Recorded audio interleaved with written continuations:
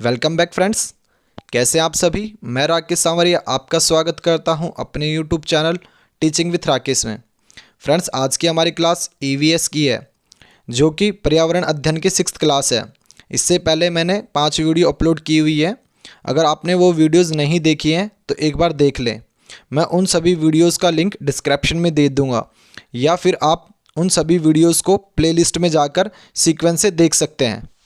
प्यारे विद्यार्थियों, पर्यावरण अध्ययन की ये सभी वीडियोस एनसीईआरटी की बुक से एज इट इज़ ली गई हैं। अगर आप भी सीटेट या किसी भी स्टेट से टीचिंग की तैयारी कर रहे हैं तो मेरे इस चैनल को सब्सक्राइब करना ना भूलें, क्योंकि यही एकमात्र ऐसा चैनल है जिस पर आपको पढ़ाई के साथ साथ टीचिंग और नॉन टीचिंग से संबंधित सभी जानकारी सबसे पहले मिलती है। अगर आप भी सभी जानकारियों से अपडेट रहना चाहते हैं तो मेरे चैनल को लाइक करना, शेयर करना और सब्सक्राइब करना ना भूलें। ज़्यादा टाइम वेस्ट ना करते हुए शुरू करते हैं आज की क्लास। आज की क्लास का हमारा फर्स्ट क्वेश्चन है, इत्र की एक छोटी सी शीशी भी बहुत सारे फूलों से बनती है। फ्रेंड्स, आपको याद रखना है, जो इत्र बोलते हैं फ्रेंड्स परफ्यूम को। किसको? परफ्यूम को। आपको याद रखना है, परफ्यूम को बोलते हैं। परफ्यूम जो बनाया जाता है बहुत सारे फूलों से बनाया जाता है, यानी कि जितने भी हम परफ्यूम यूज़ करते हैं वो फूलों से बनता है। ये याद रखना है फ्रेंड्स, ये देख सकते हैं आप, फूलों से बनता है इत्र। इसका हमारा सेकंड पॉइंट है, उत्तर प्रदेश का कन्नौज जिला इत्र के लिए मशहूर है। यहाँ पर पास के इलाकों से ट्रकों से फूल लाए जाते हैं, फिर उनसे इत्र, गुलाब जल और केवड़ा तैयार किया जाता है। कन्नौज में इस काम में हज़ारों लोग लगे रहते हैं। फ्रेंड्स, आपको याद रखना है, जो उत्तर प्रदेश का कन्नौज जिला है ये इत्र के लिए मशहूर है। ये सीटेट में एज इट इज़ पूछा जाएगा फ्रेंड्स कि कौन सा जिला है जो इत्र के लिए मशहूर है। तो आपको याद रखना है उत्तर प्रदेश का कन्नौज जिला। ठीक है फ्रेंड्स, यहाँ पर इलाकों से ट्रकों से फूल लाए जाते हैं, फिर उनसे इत्र, गुलाब और जल और केवड़ा तैयार किया जाता है। फ्रेंड्स, ये याद रखना है, जो फूल है इनसे इत्र, गुलाब जल और केवड़ा तैयार किया जाता है। ठीक है फ्रेंड्स, बढ़ते हैं हमारे नेक्स्ट क्वेश्चन की ओर। जैसा कि फ्रेंड्स आप पिक्चर में देख पा रहे होंगे, ये है रोबिन पक्षी। ठीक है फ्रेंड्स, ये देखिए, ये रोबिन पक्षी है और ये इसका घोंसला है। फ्रेंड्स, मैंने मोस्टली क्वेश्चंस में पिक्चर लगाई है ताकि आप पिक्चर को देख के अच्छी तरीके से समझ सकें। इंडियन रॉबिन बर्ड, इसे इंडियन रॉबिन बर्ड कहते हैं, जिसे हम हिंदी में किलचड़ी कहते हैं। ठीक है फ्रेंड्स, ये याद रखना है। इसका नाम क्या है? कलचिड़ी। देखिए फ्रेंड्स, इसके बारे में कुछ पॉइंट्स पढ़ लेते हैं। ये पत्थरों के बीच मुलायम घोंसला जिसमें टहनी, जड़ें, ऊन, बाल, रुई आदि पाई जाती है। ठीक है फ्रेंड्स, इससे इसका घोंसला बनता है। ये देख सकते हैं आप, इस पिक्चर में दिखाया गया है। ये देखिए, ये छोटे छोटे अंडे देता है और जिसके अंदर ये जो घोंसला है इसमें पत्थरों के बीच, ये देख सकते हैं, ये 2 पत्थर हैं। ये देखिए फ्रेंड्स, ये 2 पत्थर हैं, ये देखिए, इनके बीच में इसका एक घोंसला है। ठीक है, जिसके अंदर टहनी, जड़ें, ऊन, बाल, रुई आदि बनती है। ये इंडियन रॉबिन बर्ड का घोंसला, ये याद रखना फ्रेंड्स आपको। बढ़ते हैं हमारे नेक्स्ट पॉइंट की ओर। आज की क्लास का हमारा नेक्स्ट क्वेश्चन है, जुलाई का महीना प्याज की फसल उगाने के लिए उपयुक्त माना जाता है। फ्रेंड्स, आपको एज इट इज़ याद रखना है कि प्याज की फसल उगाने के लिए उपयुक्त महीना कौन सा होता है। तो आपका आंसर हो जाएगा जुलाई, क्योंकि सीटेट में एज इट इज़ क्वेश्चन पूछे जाते हैं, क्योंकि ये सभी क्वेश्चन एनसीईआरटी की बुक से, फ्रेंड किससे? एनसीईआरटी की बुक से एज इट इज़ लिए गए हैं फ्रेंड्स। इसलिए सभी क्वेश्चन को जैसा लिखा हुआ है वैसा ही याद रखें। प्याज की जो फसल है उसको उगाने के लिए कौन सा महीना उपयुक्त है? तो आपका आंसर हो जाएगा जुलाई।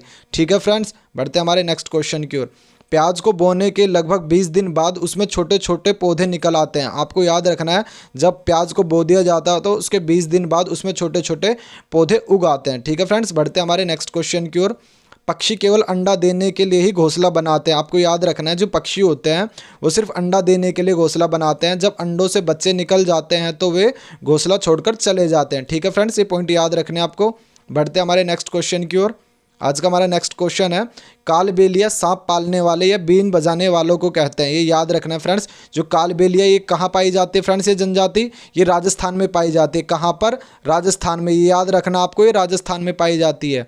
और जो कालबेलिया होते हैं उनको हम कहते हैं बीन बजाने वाले या सांप पालने वाले। ये देख सकते हैं फ्रेंड्स, ये जनजाति है, राजस्थान के अंदर पाई जाती है, बीन बजाने वालों की है, इनको हम कालबेलिया कहते हैं। आज का हमारा नेक्स्ट पॉइंट है, रेगिस्तान में बारिश नहीं होती है। ये याद रखना है, कहाँ पे बारिश नहीं होती है? रेगिस्तान में बारिश नहीं होती है। वहाँ न बारिश है, न ही नदियाँ हैं, न ही झीलें हैं और न ही तालाब है। ज़मीन के नीचे भी वहाँ पानी नहीं है, लेकिन वहाँ रेतीली ज़मीन के नीचे तेल होता है, इसलिए वहाँ पेट्रोल आसानी से मिल जाता है। फ्रेंड्स ये सारे पॉइंट आपको एज इट इज़ याद रखने हैं, क्योंकि एनसीईआरटी की बुक में ये एज इट इज़ दिए हुए हैं, इसलिए आपको ऐसे के ऐसे याद रखना है। कोई छेड़छाड़ नहीं करनी है, कोई एक पॉइंट भी आपको इसमें ऐड नहीं करना, आपको एज इट इज़ याद रखना है, क्योंकि एनसीईआरटी की बुक से ये सभी क्वेश्चंस लिए गए हैं। बढ़ते हमारे नेक्स्ट पॉइंट की ओर।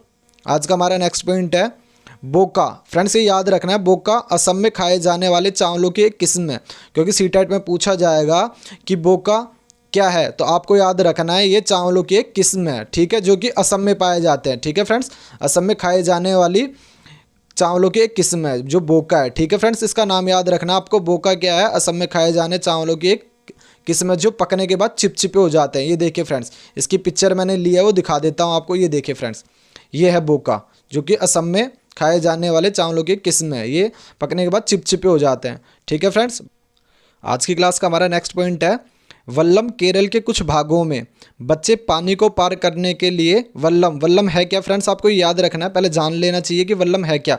वल्लम लकड़ी की बनी एक छोटी नाव में बैठकर स्कूल जाते हैं, यानी कि वल्लम एक लकड़ी की बनी छोटी नाव है जिसके अंदर बच्चे बैठकर स्कूल जाते हैं। ये कहाँ है, केरल में। ठीक है, केरल के कुछ भागों में बच्चे इसी से स्कूल जाते हैं, ये याद रखना है फ्रेंड्स आपको। बढ़ते हैं हमारे नेक्स्ट पॉइंट की ओर। लीची के फूल मधुमक्खियों को लुभाते हैं, इसलिए लोग मधुमक्खियों को पालकर शहद बनाने का काम करते हैं। ठीक है फ्रेंड्स, ये याद रखना आपको, लीची के फूल मधुमक्खियों को लुभाते हैं, इसलिए लोग मधुमक्खियों को पालकर शहद बनाने का काम करते हैं। बढ़ते हैं हमारे नेक्स्ट पॉइंट की ओर। मधुमक्खी पालने के लिए एक बक्सा, आपको ये याद रखना है, कई बार ये सीक्वेंस पूछ लिया जाता है कि मधुमक्खी को पालने के लिए क्या क्या चाहिए होता है।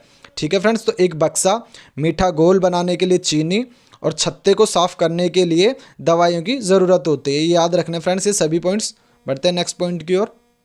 फ्रेंड्स नेक्स्ट पॉइंट की ओर बढ़ने से पहले आप देख लीजिए, ये मधुमक्खी का छत्ता है फ्रेंड्स, ये देखिए, ये मधुमक्खी का छत्ता है, ये देखिए फ्रेंड्स, ये मधुमक्खियाँ हैं, ये छत्ता है। ठीक है फ्रेंड्स, आज की क्लास का हमारा नेक्स्ट पॉइंट है कागज़ को बचाकर हम पेड़ और पानी को बचा सकते हैं। फ्रेंड्स ये याद रखना आपको, कागज़ को बचाकर हम पेड़ और पानी को बचा सकते हैं, क्योंकि कागज़ बनाने वाले कारखानों में बहुत ज़्यादा पानी का उपयोग होता है। ये याद रखना फ्रेंड्स, जो कागज़ बनता है वो बहुत ज़्यादा पानी के उपयोग से बनता है, और कागज़ पेड़ों की लकड़ी यानी पल्प से बनता है। ये याद रखना फ्रेंड्स, ये सारे पॉइंट है जो मोस्ट इंपॉर्टेंट है सीटेट की दृष्टि से। ठीक है फ्रेंड्स, अगर आप सीटेट की तैयारी कर रहे हैं तो इन सभी पॉइंट को एज इट इज़ याद रखने हैं आपको, क्योंकि एज इट इज़ पूछे जाते हैं। ईवीएस के अंदर ये क्वेश्चन सभी एज इट इज़ पूछे जाते हैं। सब्जियों के छिलके, फलों के टुकड़े, अंडों के टुकड़े, फ्रेंड्स याद रखने आपको, सब्जियों के छिलके, फलों के टुकड़े, अंडों के टुकड़े, राख, तूड़ा आदि से खाद बन सकती है। किन किन से बनती है फ्रेंड्स, सब्जियों के छिलकों से, फूलों के टुकड़ों से, अंडों के टुकड़ों से, राख से, तूड़ा आदि से खाद बन सकती है। सूक्ष्म जीव इन सबको खाते हैं और एक पदार्थ में बदल देते हैं जिसे हम ह्यूमस कहते हैं। ये याद रखना है, ये नाम है जो सीटेट में पूछा जाएगा। ठीक है फ्रेंड्स, ये सीटेट में पूछा जाएगा, इसलिए ये याद रखना है इस नाम को। आज की क्लास के हमारे नेक्स्ट क्वेश्चन है, जो कूड़ा सड़ गल जाता है उसे जैव अपघट्य कहते हैं। फ्रेंड्स ये याद रखना आपको, जो कूड़ा सड़ गल जाता है उसे क्या कहते हैं हम, जैव अपघट्य। ये याद रखना है, सड़े हुए कूड़े को हम अपघट्य, जैव अपघट्य कहते हैं। ठीक है फ्रेंड्स, दूसरा क्वेश्चन है, हवा में प्रदूषण से लोगों को दमा की बीमारी होती है। वन लाइनर क्वेश्चन है, इनको एज इट इज़ याद रखना। हवा में प्रदूषण से लोगों को कौन सी बीमारी होती है, दमा की बीमारी होती है। फ्रेंड्स ये सीटेट में एज इट इज़ पूछ लिए जाएंगे, हवा में प्रदूषण से लोगों को कौन सी बीमारी होती है, तो आपको याद रखना है दमा की बीमारी। ठीक है फ्रेंड्स, बढ़ते हैं हमारे नेक्स्ट क्वेश्चन की ओर। पेट्रोल में शीशा मिला होने के कारण गुर्दे व दिमाग की बीमारी होती है। ये भी वन लाइनर क्वेश्चन है फ्रेंड्स, इसको एज इट इज़ याद रखना। पेट्रोल में शीशा मिला हुआ होता है, उसके कारण गुर्दे व दिमाग की बीमारी होती है। ठीक है फ्रेंड्स, ये याद रखने आपको। बढ़ते हैं हमारे नेक्स्ट क्वेश्चन की ओर। रसोई और बगीचे के कूड़े को गीला कूड़ा कहते हैं। कौन से कूड़े को फ्रेंड्स, रसोई और बगीचे के कूड़े को गीला कूड़ा कहते हैं, क्योंकि इसमें हमेशा नमी होती है। और कागज़, प्लास्टिक, कांच, धातु को सूखा कूड़ा कहते हैं। ठीक है फ्रेंड्स, ये याद रखना है, कूड़ा है फ्रेंड्स, कूड़ा। ठीक है फ्रेंड्स, कूड़ा कहते हैं, याद रखना आपको। कागज़, प्लास्टिक, कांच, धातु को सूखा कूड़ा कहते हैं, और रसोई और बगीचे के कूड़े को गीला कूड़ा कहते हैं। ठीक है फ्रेंड्स, सूखा कूड़ा और गीला कूड़ा, ये याद रखना है किस किस को कहते हैं। पट्टियाँ, सुई, सिरिंज, संक्रमित कूड़ा और टूटी हुई ट्यूबें, रंग रोगन में बची हुई दवाइयाँ और कीटनाशक दवाइयों के डिब्बे जहरीले कूड़े की श्रेणी में आते हैं। ये सभी आपको याद रखने हैं, ये यहाँ से यहाँ तक ये सब आपको याद रखने हैं। ये सभी जो है जहरीले कूड़े की श्रेणी में आते हैं। ठीक है फ्रेंड्स, इनको याद रख लेना, ये सभी जहरीले कूड़े की श्रेणी में आते हैं। बट आज की क्लास का हमारा नेक्स्ट पॉइंट है, खेजड़ी गांव के लोग बिश्नोई कहलाते हैं। फ्रेंड्स आपको ये याद रखना है, एक खेजड़ी गांव जो है राजस्थान में है और यहाँ के लोग बिश्नोई कहलाते हैं। ये वन लाइनर क्वेश्चन है, ये एज इट इज़ पूछा जाएगा फ्रेंड्स, इसलिए आप इसको एज इट इज़ याद रखिए। खेजड़ी गांव के लोगों को बिश्नोई कहते हैं। अमृता के साथ 300 से ज़्यादा लोगों ने पेड़ों को काटने से बचाने के लिए अपनी जान गंवा दी। आपको याद रखना है, अमृता जो है इसके साथ 300 लोग थे, इन्होंने पेड़ों को काटने से बचाने के लिए अपनी जान गंवा दी थी। बढ़ते हमारे नेक्स्ट पॉइंट की ओर। नमक कैसे बनाया जाता है, आपको बताना है नमक कैसे बनाया जाता है। इसके लिए मैंने कुछ पॉइंट्स दिए हैं फ्रेंड्स, इनको याद रख लेना। समुद्र के पानी को ज़मीन पर क्यारियों की तरह, फ्रेंड्स ये क्यारियाँ देखिए फ्रेंड्स, किसी फ्रेंड्स को अगर ना पता हो तो इस पिक्चर को देख लीजिए। ये देखिए फ्रेंड्स, ये गांव के अंदर होती है, खेतों में ये क्यारियाँ होती हैं फ्रेंड्स। इसके बारे में मैं बता देता हूँ आपको कि नमक कैसे बनाया जाता है। ये देख सकते हैं नमक कैसे बनाया जाता है। समुद्र के पानी को ज़मीन पर क्यारियों की तरह बनाए गए गड्ढों में भर दिया जाता है। देखिए फ्रेंड्स, ये समुद्र का पानी है, इसे भर दिया गया है क्यारियों के अंदर। तेज़ धूप में पानी सूख जाता है और नमक के ढेर वहीं रह जाते हैं। फ्रेंड्स मैंने मोस्टली क्वेश्चन आपको पिक्चर के माध्यम से समझाने की कोशिश की है, क्योंकि पिक्चर के माध्यम से समझाई हुई चीज़ हमेशा याद रहती है। ये देखिए फ्रेंड्स, जब भी आप ऐसी पिक्चर देखोगे तो आपको ये सारी चीज़ें एज इट इज़ याद हो जाएंगी। ठीक है फ्रेंड्स, इन नमक कैसे बनाया जाता है। ठीक है फ्रेंड्स, अगर कभी आप गांव में भी जाएंगे तो वहाँ पे अगर क्यारियाँ देखोगे तो आपको ये पिक्चर याद आ जाएगी कि नमक भी कुछ इसी तरीके से बनाया जाता है। इसलिए मैंने पिक्चर लेने की कोशिश की है, ये आपको हमेशा याद रहेगा। बढ़ते हमारे नेक्स्ट क्वेश्चन की ओर। बाढ़ से किसान सबसे ज़्यादा प्रभावित होते हैं। कौन फ्रेंड्स, बाढ़ से सबसे ज़्यादा कौन प्रभावित होते हैं? किसान होते हैं। और सुनामी से मछुआरे सबसे ज़्यादा प्रभावित होते हैं। ये पॉइंट आपको याद रखने हैं, ये सीटेट की दृष्टि से अति महत्वपूर्ण क्वेश्चन है। फ्रेंड्स मेरे द्वारा कराए हुए सभी क्वेश्चन महत्वपूर्ण है, इसलिए किसी भी क्वेश्चन को स्किप ना करें और वीडियो अंत तक देखें। अगर वीडियो पसंद आए तो शेयर करना बिल्कुल ना भूलें। ये याद रखना है, बाढ़ से किसान प्रभावित होते हैं, क्योंकि सीटेट में क्वेश्चन पूछा जाएगा बाढ़ से कौन प्रभावित होता है, तो आपको याद रखना है सबसे ज़्यादा किसान प्रभावित होता है और सुनामी से सबसे ज़्यादा मछुआरे प्रभावित होते हैं। बढ़ते हैं हमारे नेक्स्ट क्वेश्चन की ओर, जो कि एक मोस्ट इंपॉर्टेंट क्वेश्चन है। ये देख लीजिए फ्रेंड्स, इस पिक्चर के माध्यम से मैं आपको कुछ क्वेश्चंस करवाऊंगा। ये देखिए, बगुला भैंस पर बैठकर उसके कीटों को खाता है और भैंस को कीड़ों से छुटकारा मिलता है और बगुले को भोजन मिल जाता है। ये देख सकते हैं फ्रेंड्स, ये भैंस है और ये उसके ऊपर बगुले हैं, ये कीड़ों को खा रहे हैं फ्रेंड्स। ये देखिए, ये जो बगुले होते हैं ये इसकी पीठ पे या पीछे की तरफ जो कीड़े होते हैं फ्रेंड्स उनको खाते हैं ये। ठीक है फ्रेंड्स, ये देख सकते हैं आप, ये बगुला बैठा हुआ है, इसकी पीठ पे बैठा हुआ है कीड़े खाने के लिए। ठीक है फ्रेंड्स, ये बगुले देख सकते हैं आप नीचे, ये बगुले की पिक्चर है और ये भैंस की पिक्चर है। ठीक है फ्रेंड्स, बगुला भैंस पर बैठकर उसके कीटों को खाता है और भैंस को कीड़ों से छुटकारा मिलता है और बगुले को भोजन मिल जाता है। ठीक है फ्रेंड्स, इन दोनों का फ़ायदा हो जाता है इस तरीके से। ये देख सकते हैं, भैंस को है जो कीड़ों से छुटकारा मिलता है और बगुले को अपना भोजन मिल जाता है।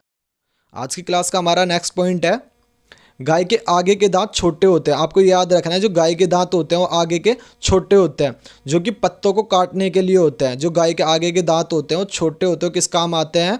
वो पत्तों को काटने के लिए, घास चबाने के लिए। ठीक है फ्रेंड्स, और घास चबाने के पीछे के दांत छोटे और बड़े होते हैं, ये याद रखना है। घास चबाने के लिए पीछे के दांत छोटे और बड़े होते हैं। ठीक है, ये पत्तों को काटने के लिए आगे के दांत और घास चबाने के लिए पीछे के दांत छोटे और बड़े होते हैं। ये पॉइंट्स याद रखने हैं, एज इट इज़ याद रख लीजिए फ्रेंड्स इनको। ये सीटेट में ऐसे कैसे पूछे जाएंगे। घास की जड़ें बहुत मजबूत होती है। घास तो फ्रेंड्स आप सबने देखी होगी, घास की जड़ें जो हैं वो बहुत मजबूत होती हैं। ये जितना बड़ा ज़मीन के ऊपर होता है उससे कहीं ज़्यादा ज़मीन के नीचे फैला हुआ होता है। ये याद रखना है, पूछ लिया जाएगा सीटेट में।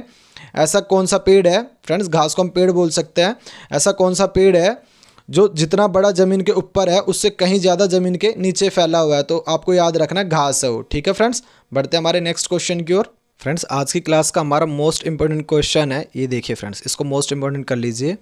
बरगद के पेड़ के लटकन असल में इसकी जड़ें होती हैं। ठीक है फ्रेंड्स, याद रखना है, बरगद के पेड़ की लटकन असल में इसकी जड़ें हैं, वे टहनियों से निकलती हैं और बढ़ते बढ़ते ज़मीन के अंदर चली जाती हैं। यह मजबूत खंभों की तरह पेड़ को सहारा देती हैं। दूसरे पेड़ों की तरह ज़मीन के अंदर भी बरगद की जड़ें होती है। फ्रेंड्स ये सब कुछ आपको याद रखना है, क्योंकि सीटेट के अंदर आपने देखा होगा पॉइंट कर करके पूछ लेते हैं, पॉइंट 1, पॉइंट 2, पॉइंट 3। ठीक है, तो इसके अंदर से वो सारे क्वेश्चंस बनेंगे, इसलिए इसको स्किप नहीं करना है, हर एक पॉइंट को घोट के पी जाना है। फ्रेंड्स मैं इसकी पिक्चर भी आपको दिखा देता हूँ बरगद के पेड़ की। ये देखिए फ्रेंड्स, ये देख सकते हैं आप, ये बरगद का पेड़ है। जो ये पॉइंट दिए हुए हैं सारे इसी के ऊपर है। बरगद के पेड़ की लटकन असल में इसकी जड़ें होती हैं। ठीक है फ्रेंड्स, ये जो लटकन है ये देख पा रहे होंगे आप, ये इसकी जड़ें हैं, ठीक है फ्रेंड्स, जो इसको सहारा देती हैं। इसके बारे में कुछ और पॉइंट्स पढ़ लेते हैं। बरगद का पेड़ सैकड़ों वर्ष तक जीवित रह सकता है, यही एकमात्र ऐसा पेड़ है जो सैकड़ों वर्ष तक जीवित रह सकता है। बढ़ते हैं हमारे नेक्स्ट पॉइंट की ओर। मक्खी के काटने से पेट की बीमारी होती है। आपको याद रखना है, मक्खी के काटने से कौन सी बीमारी होती है फ्रेंड्स? पेट की बीमारी। ये वन लाइनर क्वेश्चन है, एज इट इज़ याद रख लीजिए, मक्खी के काटने से पेट की बीमारी होती है। हमारा नेक्स्ट पॉइंट है एनसीएफ। आपको एनसीएफ की फुल फॉर्म याद होनी चाहिए फ्रेंड्स। एनसीएफ की फुल फॉर्म है क्या? National curriculum framework. आपको याद रखना है, नेशनल कैरिकुलम फ्रेमवर्क, ठीक है फ्रेंड्स, ये याद रखना है इसकी फुल फॉर्म, जो कि 2005 में बना था। एनसीएफ 2005 में, इसमें पाठ्यक्रम को दौड़ का मैदान कहा गया है। फ्रेंड्स ये पूछा गया है कि एनसीएफ 2005 में पाठ्यक्रम को क्या कहा गया है, ठीक है फ्रेंड्स, तो आपको याद रखना है दौड़ का मैदान। ये मोस्ट इंपॉर्टेंट क्वेश्चन है फ्रेंड्स। एनसीएफ की फुल फॉर्म मैं रिपीट कर देता हूँ, नेशनल कैरिकुलम फ्रेमवर्क। 2005 में पाठ्यक्रम को क्या कहा गया है फ्रेंड्स? दौड़ का मैदान। आपको याद रखना है, क्योंकि सीबीएसई ये क्वेश्चन कई बार पूछती है फ्रेंड्स कि एनसीएफ के अंदर पाठ्यक्रम को क्या कहा गया है, तो दौड़ का मैदान, ये याद रखना आपको। बढ़ते हैं हमारे नेक्स्ट पॉइंट की ओर। ऑस्ट्रेलिया में एक पेड़ पाया जाता है, इसका नाम है रेगिस्तानी ओक, ठीक है फ्रेंड्स, याद रखना है क्या नाम है? रेगिस्तानी ओक। ऑस्ट्रेलिया में एक पेड़ पाया जाता है, इसका नाम है रेगिस्तानी ओक। इसकी ऊंचाई बहुत अधिक होती है और पत्ते बहुत कम। ये याद रखना आपको, जो रेगिस्तानी ओक होता है इसकी ऊंचाई बहुत ज़्यादा होती है और पत्ते बहुत कम होते हैं।